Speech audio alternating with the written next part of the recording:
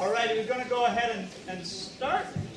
So the next talk is by Scott from by Daniel, pardon me, from NATS. So. Hi, I'm Dan and I'm from NATS. We are the UK's leading application service provider. Today, in the time I have with you, I'm going to tell you a little bit more about myself. I'm going to introduce NATS, who they are, what they do, and I'm going to tell you a bit more about operational analysis, which is the department that I work in, and more specifically the environment team and some of the projects I've worked on in the past year. I'll tell you a little bit more about career opportunities we have at NATS, and there will be some time for questions at the end as well. So I grew up in Bournemouth. I studied maths, further maths, physics, French for A-level. I went to Bath University studying maths, and in my third year I decided to do a placement year at NATS in operational analysis. I graduated June of last year and joined NATS as a contractor shortly thereafter, before joining permanently in November last year. But what do we do? Well, NATS are the UK's leading air navigation service provider. We provide innovative air traffic services and solutions to the global aviation industry. We're very much a global company. We do this by providing the orderly, efficient and above all safe passage of aircraft through the UK airspace and beyond, handling nearly 2.1 million flights the last financial year. We do this 24 hours a day, 365 days a year. Now, each airport in the UK chooses who provides their services at their airport. NATS has secured contracts at 15 of the UK's airports, and also with a joint venture with Ferry NATS, who are air traffic service provider in Spain. We have 9 towers over there as well. We also provide en route services in the airspace above the airports. Now, the UK is split into 2 areas.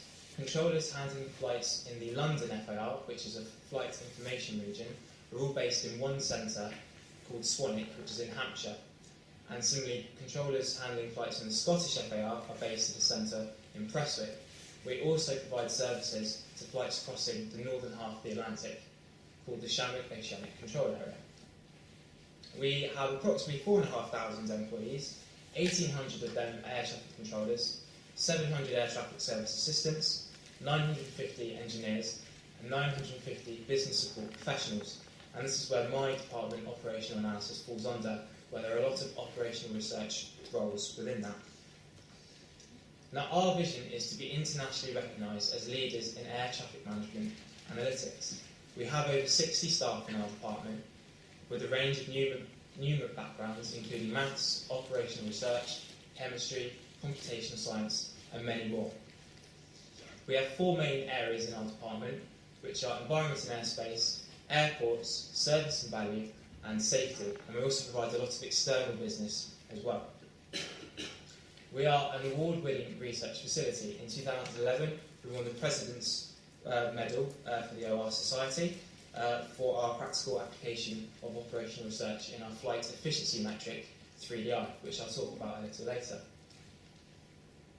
So our main areas of expertise are statistics and tools development, fuel burn and environmental analysis, safety performance assessments, network modelling, cost-benefit analysis, capacity assessments, and fast time simulation. Now, the department that I work in is called the environment team. I've worked there since November last year, so I've joined quite recently, and in that time I've had chances to work on a wide variety of projects, all geared towards assessing the environmental impact of new airspace designs and concepts. The main project that I've worked on is the 10% programme. In 2008, NATS set a clear target to reduce air traffic related CO2 by an average of 10% by 2020 and 4% by the end of this year. We're currently on track to achieve that. Just to give you an idea of the numbers, 10% is approximately 2.63 million tonnes of CO2 and 4% is 1.05 tonnes. Another major project that I've worked on is the flexible use of airspace concept. Now, this is the coordination between civil and military authorities through the establishment of agreements and procedures in order to increase safety and airspace capacity and to improve efficiency and flexibility of aircraft operations. Now, the red areas you see on the image up there are called managed danger areas. they're used by the military for their operations on a day-to-day basis. Now, the military don't use these 24 hours a day, so when they're not being used, civil aircraft can also use the airspace as well. We try and encourage aircraft to use these airspace because it enables more direct routes, providing which reduce track miles and flying time, which saves fuel and money. I'm currently developing an analytical capability, working with NATS and the military to help NATS work with the airlines to try and encourage them to use the danger areas more often.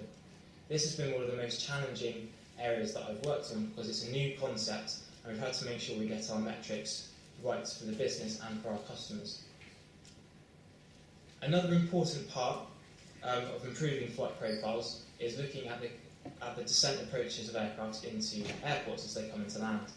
Now, step descent approaches, which is the blue line at the bottom, has fuel penalising level loss. The most fuel efficient flight profile is the yellow line at the top, which is a continuous descent approach. Now, an arrival is classed as a continuous descent approach if it contains at or below an altitude of 6,000 foot, either no level flight or one phase of level flight not longer than 2.5 nautical miles. Similarly, for departures, the most fuel efficient profile is a continuous climb, and it's classed as a continuous climb if there are no level of periods greater than 0.5 nautical miles. By monitoring the CDA and CCD compliance rates, we can identify areas of improvement and ultimately save the airlines fuel and money.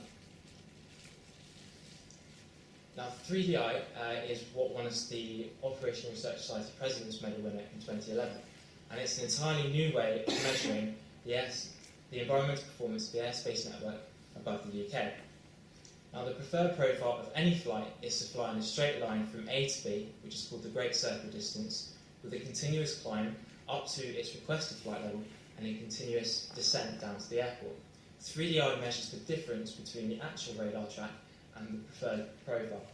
It does this by measuring the sum of inefficiencies, which is the track extension above the Great Circle Distance, and the periods of level flight below its last requested flight level. The lower the score, the better. Now, some of the highlights of working in NATS so far, well, I've definitely increased my knowledge of the aviation industry and how we handle the operations.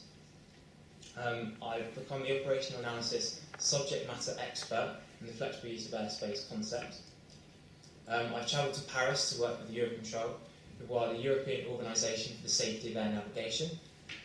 I've also visited the NATS London Heathrow Tower to look at the controllers and what they do there. And lastly, I've had many opportunities to develop my presentational skills. If you do want to find out a bit more about NATS, you can visit our website. And if you're interested in finding out a bit more about our operations in more detail, we have an aeronautical information service. Or you can search for the CAA MATS Part 1 online. Believe it or not, we have a manual of air traffic services. So operational analysis, the people in operational analysis use operational research skills on a day-to-day basis. We do have an industrial placement scheme that you can go on between your second and third year of uni. We don't have the graduate scheme, but we do have some graduate entry-level jobs coming up in the next couple of months. If you do want to find out more about us, then please come visit myself and my colleague Sarah at our stand in the room over there. And we also have an open day on Wednesday the 10th of December where you can come down to Hampshire and find out a little bit more about what we do and to see if it's the career you might want to pursue. Thank you very much for listening. Do you have any questions?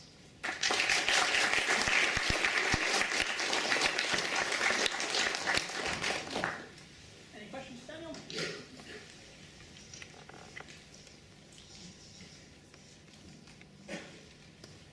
No? All right. Let's thank Daniel once again.